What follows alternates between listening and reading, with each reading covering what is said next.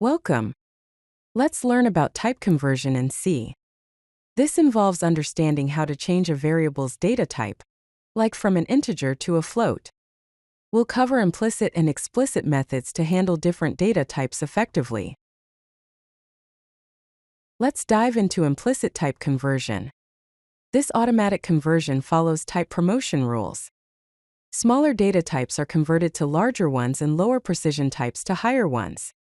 Think of it like this conversion hierarchy: character goes to integer, then unsigned integer, then long unsigned long float double, and finally long double. For example, in the code, I is converted to a float when added to f, and the result becomes a double for d. Similarly, y, a float, is truncated to an integer when assigned to x. Now let's explore explicit type conversion or typecasting. The syntax is straightforward: data type, expression. This is used to force a specific conversion, prevent data loss, or override default behaviors. For instance, int pi converts the float pi to an integer. Also, typecasting doesn't change the original variable.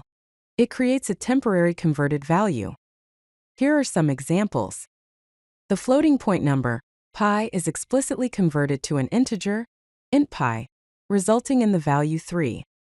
If you want a more accurate result, the integer variable is typecasted to float before division. Lastly, we can also cast address to a pointer. This can be useful when dealing with memory addresses or hardware interfaces.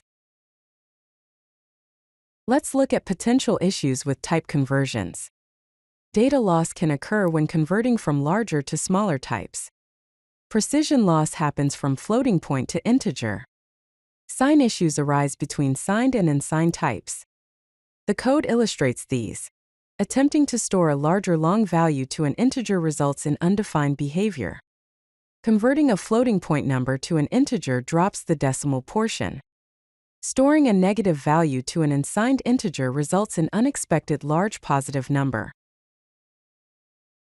For safe type conversions, always use explicit casting when your intention is clear.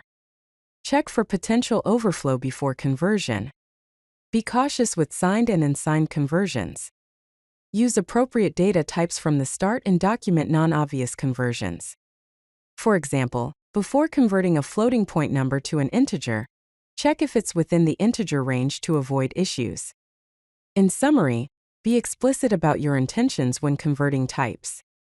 You can convert types to write clear, maintainable, and error-free C code.